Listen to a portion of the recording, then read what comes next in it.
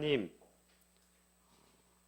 오늘 여호수아 11장을 통해서 이 땅을 살아가는 우리들의 책임과 하나님의 크신 사랑이 어떻게 이어지고 있으며 오늘까지 왔는지, 그리고 또한 앞으로의 우리의 인생을 어떻게 빚어갈지를 잘 확인하고 성도처럼 교회처럼 살 수 있는 믿음을 우리에게 주십시오. 예수 그리스도의 이름으로 기도합니다.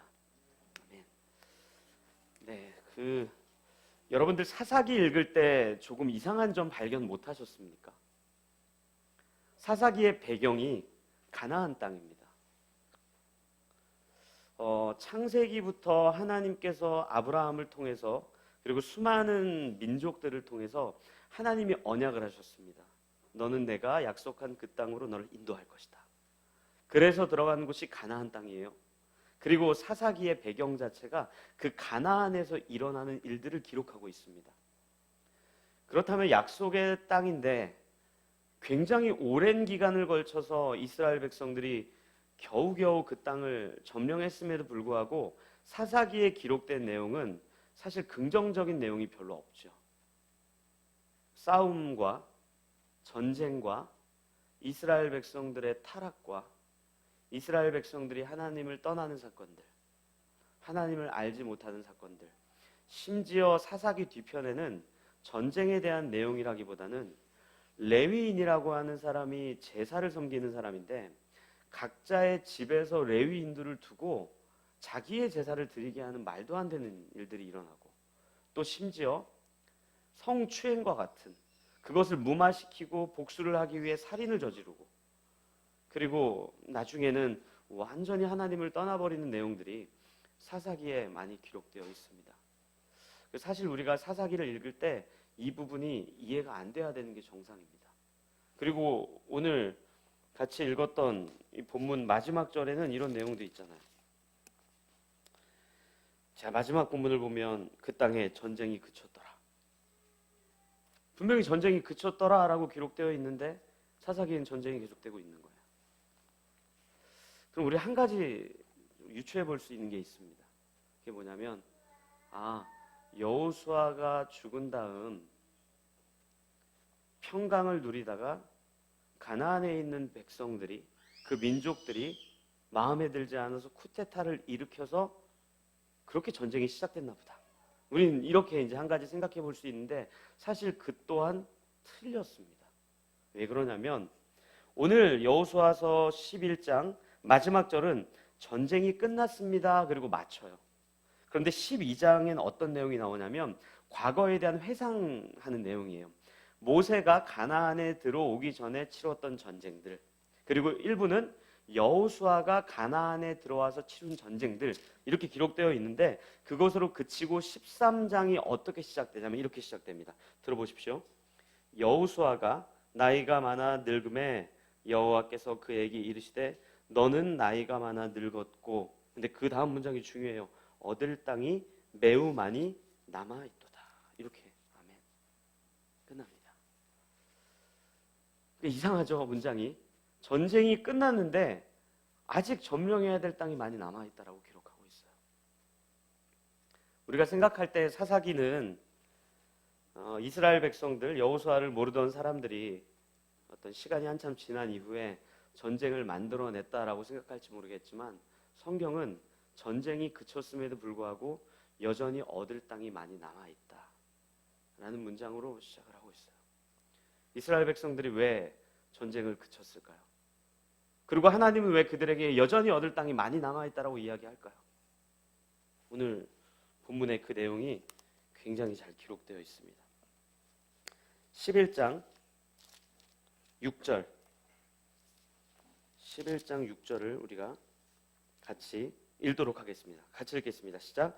여호와께서 여호수아에게 이르시되 그들로 말미암아 두려워하지 말라. 내일 이맘때가 내가 그들을 이스라엘 앞에 넘겨주어 몰살시키리니 너는 그들의 말 뒷발에 힘줄을 끊고 그들의 병거를 불사르라 하시니라. 아멘. 무슨 내용입니까? 전쟁을 한 이후에 전리품으로 나오는, 또 그들에게 승리를 얻어서 빼앗는 말에 뒷발의 힘줄을 다 끊어버리라고 이야기합니다. 그리고 병거는 불태우라고 이야기합니다. 전쟁이 아직 많이 남아 있음에도 불구하고 이 말의 힘줄을 끊고 병거를 불태우는 것은 이 전략적인 측면에서 말이 안 되는 이야기입니다.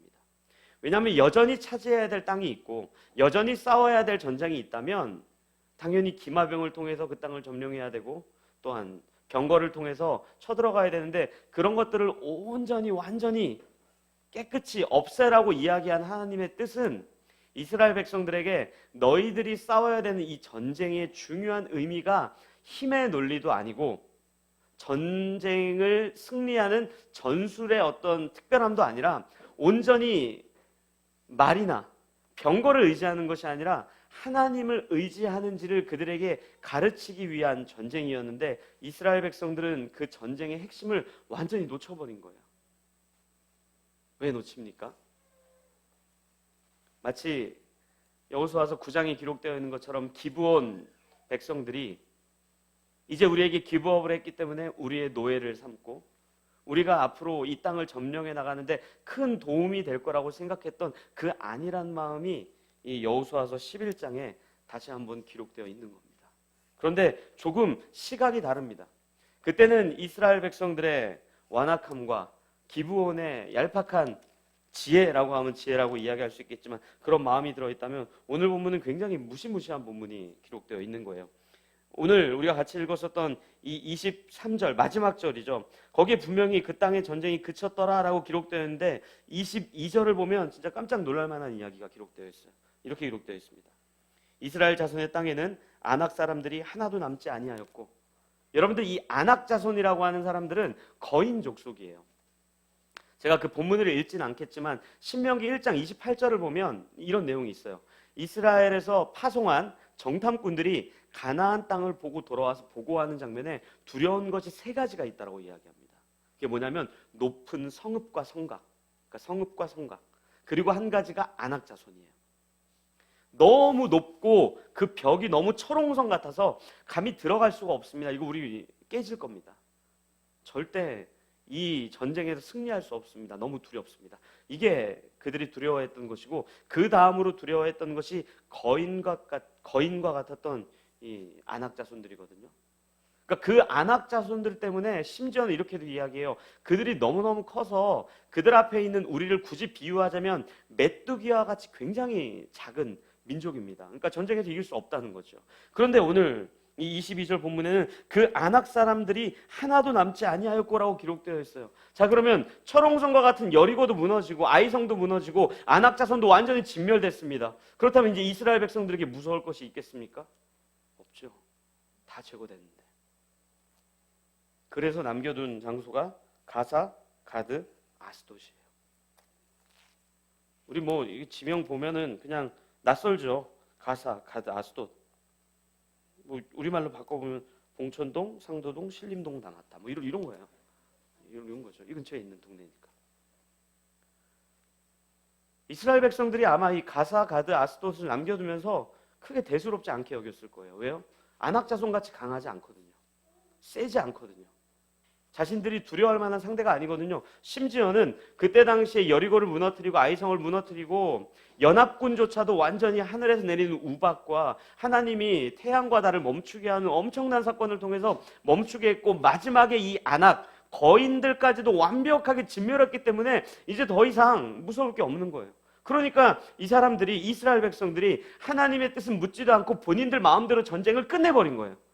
여전히 차지해야 될 땅은 남아있는데. 왜요? 별로 방해가 될 것 같지 않아 보였거든요. 오히려 그들에게 도움을 줄 것 같거든요. 가사, 가드, 아스돗 사람들이 와, 저 이스라엘 백성들한테 까불면 큰일 나. 우리도 기브온처럼 붙어서 그들에게 정말 공생하는 관계로 살아보자. 이런 마음이 남아있는데 여러분들 여기에 기록된 가사, 가드, 아스돗 이 민족들이 어떤 민족들인지 아십니까? 제가 본문을 몇 개 읽어드릴게요. 먼저 사사기입니다. 16장입니다. 들어보십시오. 사사기 16장 1절부터 읽어드릴게요. 삼손이 가사에 가서 거기서 한 기생을 보고 그에게로 들어갔더니 가사 사람들에게 삼손이 왔다고 알려짐에 그들이 곧 그를 애워싸고 밤새도록 성문에 매복하고 밤새도록 조용히 하며 이르기를 새벽이 되거든 그를 죽이리라 하였더라. 삼손이 밤중까지 누워있다가 그 밤중에 일어나 성 문짝들과 두 문설주와 문빗장을 빼어가지고 그것을 모두 어깨에 메고 헤브론 앞 산 꼭대기로 가니라. 이후에 삼손이 소래골짜기에 들릴라 이름하는 여인을 사랑하며. 아멘. 가사라고 하는 지역이 그 들릴라라고 하는 여인이 살았던 그 민족입니다. 아무것도 아닌 것 같았죠.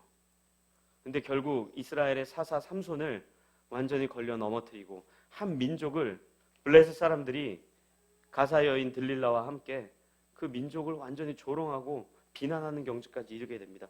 또 가드는 어떤 장소인지 아십니까? 사무엘상 17장을 또 읽어드리겠습니다.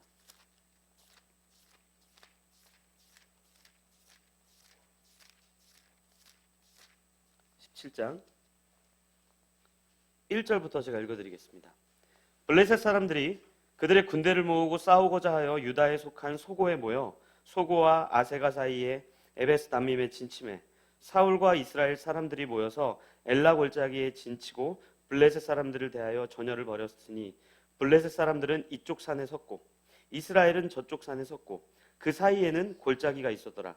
블레셋 사람들의 진영에서 싸움을 돋구는 자가 왔는데 그의 이름은 골리앗이요 가드 사람이라. 아멘. 골리앗이 가드 사람이래요. 그럼 아스돗 사람들은 어떤 사람입니까? 느헤미야를 좀 보겠습니다. 느헤미야 4장입니다.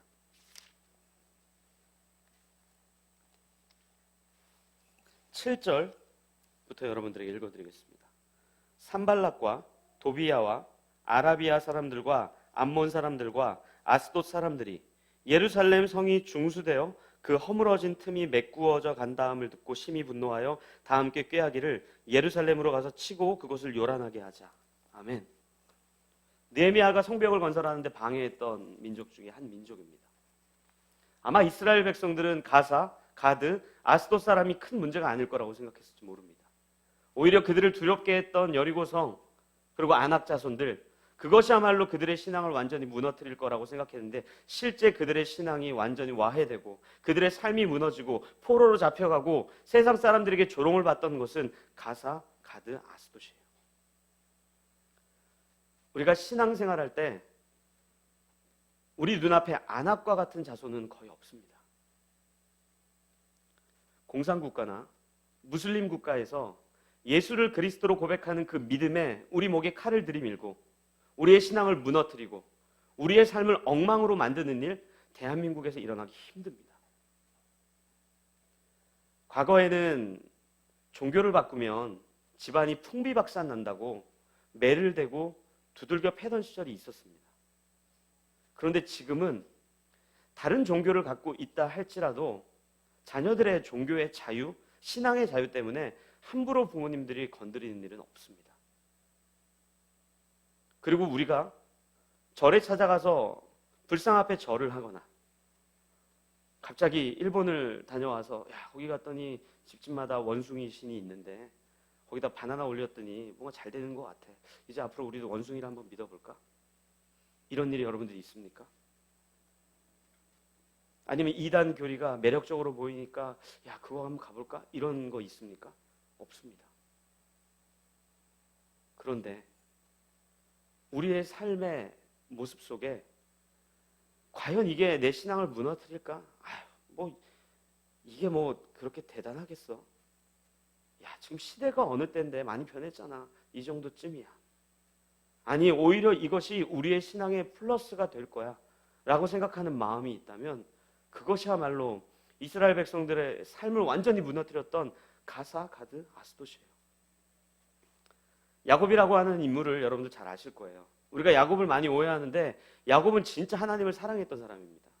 본인에게 욕심이 있었고 본인이 다른 것들을 사랑했지 하나님을 떠난 적이 단 한 번도 없어요. 그 증거가 굉장히 여러 번 나와요. 먼저는 형과 아버지를 속이고 도망가는 길에 베델이라고 하는 그 지역에서 정말 이 돌 베개를 막 쌓고 기도를 드렸던 그 모습을 통해서 이 야곱이 하나님을 얼마나 사랑했는지를 압니다. 그리고 또 삼촌 라반의 집에 가서 그와 약속을 하는 내용들을 통해서 이 하나님과 이스라엘 백성들 간의 언약이 얼마나 중요한지를 명확하게 이야기해요. 나중에 본인의 재산을 만드는데도 삼촌과 어거지로 하지 않고 약속을 체결합니다. 뭐 얼룩덜룩한 것, 뭐 아롱진 것, 흠이 있는 것, 그것만 내가 가져가겠습니다라는 약속을 철저하게 해요. 심지어 그게 어디서 가장 많이 나타나냐면 밤에 야반도주를 하는데 갑자기 삼촌이 쫓아와요. 근데 이 삼촌이 화를 낸 이유가 딱 하나였습니다. 도망갔기 때문이 아니에요. 누가 드라빔을 훔쳐갔는 거예요. 왜냐하면 이 드라빔, 이 테라핌이라고 하는데 이게 뭐냐면 그때 당시 이방 지역에 살고 있었던 사람들이 가족들이 점을 치고 가족들이 믿는 작은 우상인데 그것을 찾으러 뛰쳐오는 걸 보니까 야곱이 처음엔 뜨끔했을 거예요. 와, 이거 가족들 데리고 도망가서 화났나? 내가 너무 많은 재산을 갖고 와서 화났나? 그런데 삼촌이 하는 얘기가 이거예요. 누가 내 신을 훔쳐갔는가? 이렇게 얘기하거든요. 그때 야곱이 확 분노해버립니다. 뭐라 그러냐면 이렇게 얘기해요.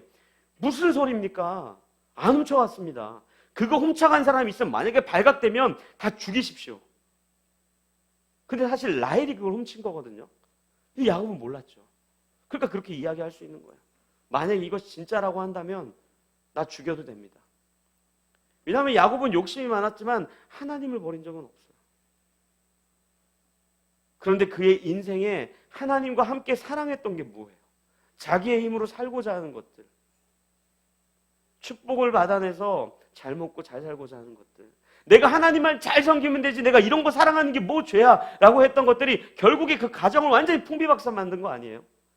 형을 잃지요, 아버지를 잃지요, 삼촌이자 장인 어르신 라반과의 관계가 틀어지죠. 심지어 라반과 라헬의 관계는 어때요? 딸과 아버지 아닙니까? 야곱 때문에 완전히 흩어진 거 아니에요? 그리고 돌아와서 하나님의 집으로 올라가는 길에 올라가지 않고 정말 그들의 눈에 보기 좋은 곳에서 머물면서 자기의 사랑하는 딸 디나는 강간을 당하죠. 그 강간을 복수하겠다고 시므온과 레위는 살인자가 돼버리죠. 하나님을 떠나지 않고도 야곱의 인생에 야곱의 신앙을 무너뜨릴 게 너무 많아요. 그런데 우리는 그걸 알면서도 그것이 우리 인생에 도움이 되지 않을까? 내가 우상만 숭배 안 하면 되지, 이단으로만 가지 않으면 되지, 하나님만 버리지 않으면 되지, 이것이 나의 인생에 무슨 문제가 될까 하는 것들이 이스라엘 백성을 완전히 무너뜨리는 일이 돼버린 거예요. 거기에 골리앗이 나오고 들릴라가 나오고 느헤미야 성벽 재건을 완전 무너뜨리게 된다고요. 지금 당장 우리의 신앙을 무섭게 두렵게 할 만한 것들이 아니라 진짜 우리가 심각하게 생각해야 되는 것은 우리도 모르는 사이에 교묘하게 우리의 신앙을 흔들어대고 하나님을 사랑하는 것이 아니라 세상을 더 사랑하는 것들, 그런 것들이 우리 가운데 있다면 그 전쟁을 우리는 오늘도 싸워야 되는 거예요. 초대교회로부터 지금까지 이 교회의 별명이 있어요. 여러분들 아마 다 아실 거예요.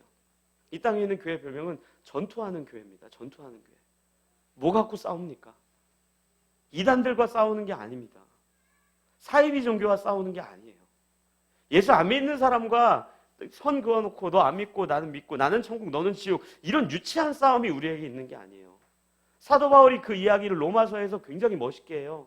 내 안에 생명의 법이 있는데, 성령의 법이 있는데 또 내 안에 그것만 있는 것이 아니라 사망의 법이 있고 육체의 법이 있다. 그래서 날마다 그것과 싸우느라고 내가 진짜 죽겠다.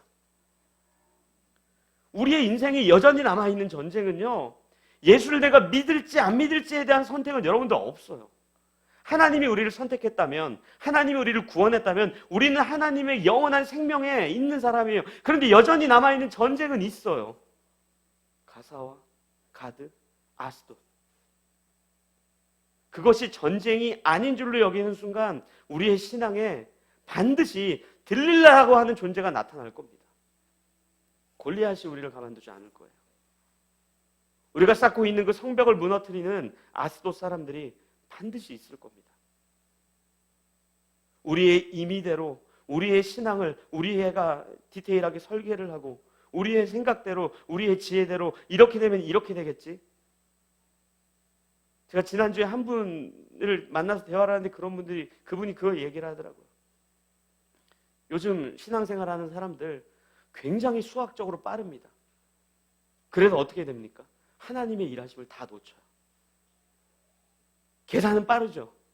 이게 내 인생이 이렇게 되고 이렇게 되고 저렇게 되고 이렇게 될 거야. 거기에 하나님의 전능하심은 없는 거예요. 하나님이 꼭 그런 방식으로만 일하십니까? 그렇지 않죠. 우리가 우리의 신앙에 도움이 될 거라고 생각했던 것들이 우리 신앙을 좀먹고 있는 것들이 얼마나 많은지 몰라요. 야곱이 딸을 그렇게 수치스럽게 만들고 시므온 가룟이를 살인자로 만들고 내렸던 대책이 뭔지 아세요? 그가 세 가지를 단행해요. 창세기 35장에 보면 나오는데요. 거긴 이렇게 나와 있어요. 우리가 이방 신상을 다 땅에 묻어버리자 이렇게 나와요. 여러분들 이 이방 신상이라고 하는 게 뭐 나무로 만든 우상 이런 것뿐만 아니라 금과 은과 그의 모든 재산을 거기에 묻어버리는 거예요. 그리고 어떻게 해요? 거길 떠나버립니다. 그리고 어떻게 해요? 하나님 앞에 엎드려요. 제단을 쌓았더라 이렇게 나와요. 그거야말로 그의 인생에 가장 도움이 될 거라고 생각해서 아버지와의 인연도 끊고 형과의 인연도 끊고 장인 어르신과의 인연도 끊고 그랬던 것들이 그의 신앙과 그의 인생을 아름답게 하나님의 백성으로 만들어가는 것이 아니라 가족들은 오간데 없고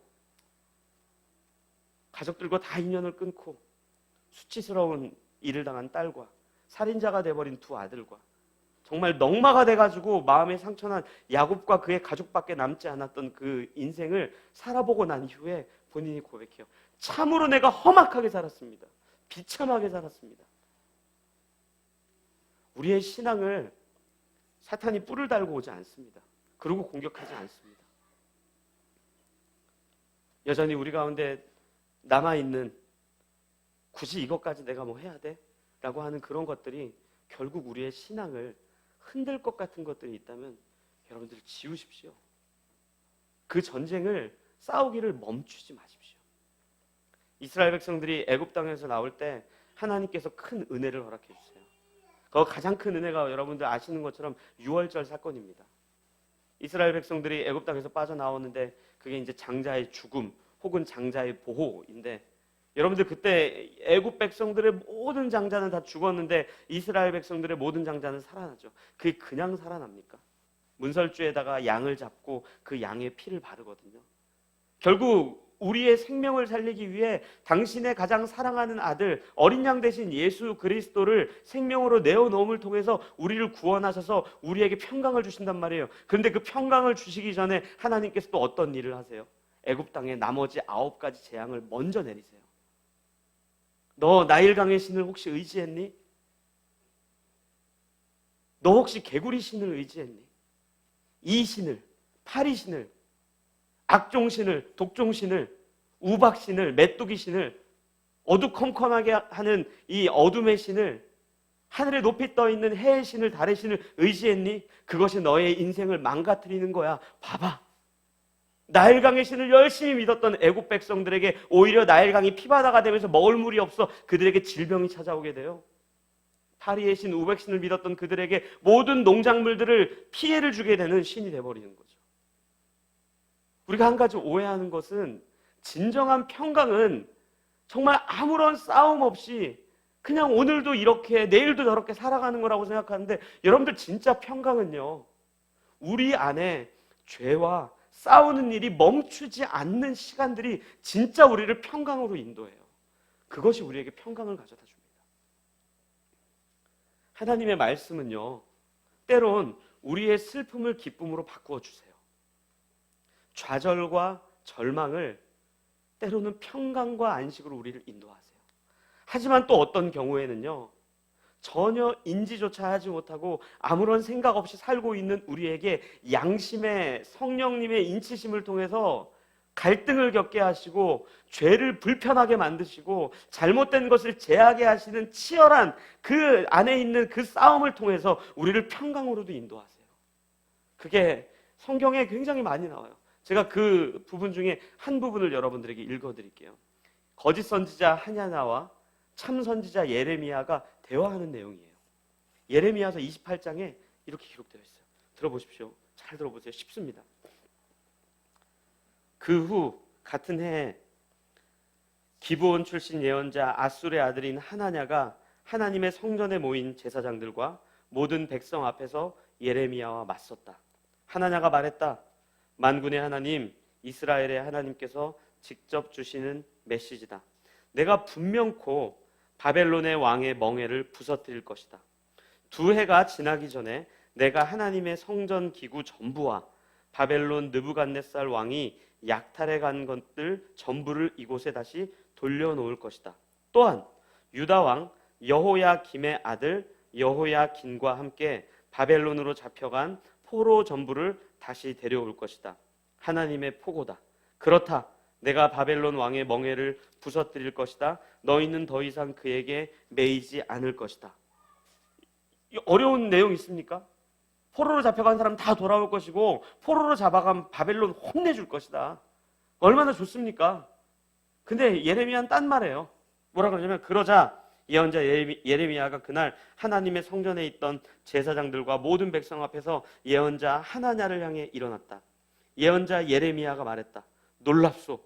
그것이 사실이었으면 정말 좋겠소. 하나님께서 성전 기구들과 포로로 잡혀간 이들을 다 바벨론에서 데려오셔서 당신의 설교를 입증해 주셨으면 정말 좋겠소. 하지만 내 말을 들으시오. 내가 당신과 여기 있는 모든 백성에게 하는 말을 잘 들으시오. 옛 예언자들, 우리 이전 시대의 예언자들은 많은 나라와 왕국을 향해 심판의 메시지를 전했소. 전쟁과 재앙과 기근이 닥칠 것이라 경고했어. 그러나 모든 일이 잘 될 것이니 걱정할 필요가 전혀 없다고 설교하는 예언자는 드물었어. 그것은 몹시 이례적인 경우요. 그러니 우리는 두고 볼 것이요. 당신이 말한 대로 일이 진행된다면 우리는 당신을 하나님께서 보내신 예언자로 알 것이요. 그러자 하나냐가 예레미야의 어깨에서 멍에를 잡아채 부숴버렸다. 그러고는 백성들을 향해 말했다. 하나님의 메시지요. 내가 바로 이렇게 바벨론 왕의 멍에를 부서뜨릴 것이며 2년 내에 모든 민족의 목에서 그의 멍에를 풀어줄 것이다. 예레미야가 그 자리를 떠났다. 하나냐가 예레미야의 멍에를 부서뜨리고 나서 얼마 후에 하나님께서 예레미야에게 메시지를 주셨다. 하나냐에게 다시 가서 전하여라. 하나님의 메시지다. 네가 나무 멍에를 부서뜨렸지만 이제 내게는 쇠 멍에가 씌워졌다. 이스라엘의 하나님, 만군의 하나님의 메시지다. 내가 이 민족 모두에게 쇠 멍에를 씌웠다. 그들 모두 바벨론 느부갓네살 왕에게 매어서 그가 시키는 대로 하게 될 것이다. 나는 들짐승도 다 그에게 복종하게 만들 것이다. 아멘. 여러분들에게 제가 질문해 볼게요. 무슨 이야기가 듣고 싶고 어떤 이야기가 듣기에 좋습니까? 하나님의 메시지죠. 다 잘 될 거다. 야, 지금 잘하고 있다. 괜찮다. 하나님 좋은 분이다. 그 정도면 뭐 어떠냐. 다 그렇게 산다. 요즘 시대가 어떤 시대인데 세상이 많이 바뀌지 않았느냐. 근데 예레미야 그렇게 이야기 안 해요. 하나님의 말씀은 우리에게 평강을 주세요. 기쁨을 주세요. 안식을 주세요. 하지만 우리에게 남아있는 가사와 가드, 아스돗과 같은 죄악들도 괜찮다라고 이야기하지 않아요. 제하십시오. 없애십시오. 멀리하십시오. 긴장을 늦추지 마십시오. 저는 우리 라이프계 가족들이 신앙생활을 하면서요, 정말 하나님이 주시는 말씀 때문에 기쁨과 안식과 평강이 있었으면 좋겠어요. 두려움도 좀 사라지고요, 불안함도 좀 사라지고요, 아픈 것도 좀 사라지고요, 뭐 불편한 것도 다 사라졌으면 좋겠어요. 하지만 동시에 이 말씀 가운데 우리 인생을 점검해 보면서 우리 안에 있는 남아있는 죄와 날마다 싸우기를 멈추지 않았으면 좋겠어요. 그게 결국 우리의 신앙을 무너뜨릴 겁니다. 잘 되는 것 같죠? 그렇지 않습니다. 이스라엘 백성들에게 가나안 백성들이 종이 되어서 같이 전쟁 참여하면 좋을 것 같죠? 아니에요. 들릴라로 찾아오고 골리앗으로 찾아오고 아스돗 백성으로 찾아와 우리의 신앙을, 성벽을 무너뜨리는 것처럼 완전히 무너뜨릴 겁니다. 거기에 우리가 남아있는 전쟁이 있다면 평생토록 싸우기를 멈추지 않으셔야 돼요. 제가 놀라운 얘기 하나 해드릴까요? 여호수아서 13장 1절에 이런 얘기가 있어요. 보세요. 여호수아가 나이가 많아 늙음에, 이 안 해도 됩니까? 뭐라 그래요? 그럼에도 불구하고 아직 많이 남아있다. 죽을 때까지 하는 겁니다. 목사 된다고 그 전쟁이 끝나나요? 전 더 심각합니다. 집사 된다고 그 전쟁이 끝나나요? 더 괴로운 거예요. 장로 권사 된다고 그 전쟁이 끝납니까? 더 치열하게 싸우는 겁니다. 여호수아에게 내가 이제 나이가 많아서 이제 그만해도 되지 않습니까? 아니, 아직도 많이 남아있어. 구원받았으니 된 거 아닙니까? 구원받았으면 더 열심히 싸워야지. 이제 좀 내가 직분 받았으니까 괜찮은 거 아닙니까? 무슨 말도 안 되는 소리야. 너야말로 더 심각하다. 남아있는 죄가 더 많다라고 이야기해. 저한테 늘 하는 얘기예요. 목사라고 제 인생의 싸움이 끝날 것 같으십니까? 정말 죄송한 표현이고 부끄럽고 미안하지만 설교하기 전까지도 비참해서 올라오고 싶지가 않아요. 부끄러워서요. 창피해서요. 민망해서요. 근데 진짜 심각한 거는요, 그 부끄러움이 없어지는 거예요. 사라지는 거예요. 이 정도는 괜찮지 않아? 다 그렇게 사는 것 같은데. 내가 아는 집사들, 장로들, 목사들 다 그렇게 살아. 그 정도쯤은 괜찮아. 그게 뭐 신앙의 문제가 되겠어. 야곱이 그래다 사단 난 거 아닙니까? 하나님 한 번도 안 떠났어요. 하나님보다 돈을 더 사랑하고 권력을 더 사랑하고 힘을 사랑하고 이것으로 내가 하나님을 잘 믿으면 되지. 말도 안 되는 이야기입니다. 우리 사랑하는 교회 가족들이 다시 한번 우리 가운데 남아있는 가사, 가드, 아스돗이 있다면 말끔히 해결했으면 좋겠어요. 말끔히 해결 그래도 안 됩니다. 평생 살아가면서 그것과 치열하게 싸우십시오. 싸우는 게 여러분들 긴장과 두려움을 줄 것 같으십니까? 전 오히려 그 싸움이 우리에게 평강을 줄 거라고 생각해요. 세상으로부터 자유해질 겁니다. 하나님 안에서 훨씬 더 기쁨을 누릴 겁니다. 세상이 아무것도 아닌 것으로 보일 거예요. 세상 속에 말하는 것들이 우리에게 두려움을 주는 것이 아니라 하나님 때문에 오히려 평강과 기쁨을 누리게 될 거예요. 저 라이프교회 가족이 이번 한 주 동안 그렇게 하나님의 말씀을 붙잡고 우리 안에 남아있는 가사, 가드, 아스돗과 치열하게 전쟁을 함을 통해 진정한 기쁨과 평강을 누렸으면 좋겠어요. 우리 오늘 딱 한 가지만 같이 기도했으면 좋겠어요. 크게 소리내지 않으셔도 좋습니다. 조용히 마음속으로 하나님과 나만 알잖아요. 아내도 모르고 남편도 모르고 자녀도 모르고 친구도 모르고 내 옆에 있는 것도 모르는 가사, 가드, 아스돗 있잖아요. 주님, 나 혼자 힘으로 이게 안 없어집니다. 주님, 좀 말끔히 지워주십시오. 주님, 당신의 도우심이 아니면 내가 이 전쟁을 시도조차 하지 못합니다. 싸움조차 하지 못합니다.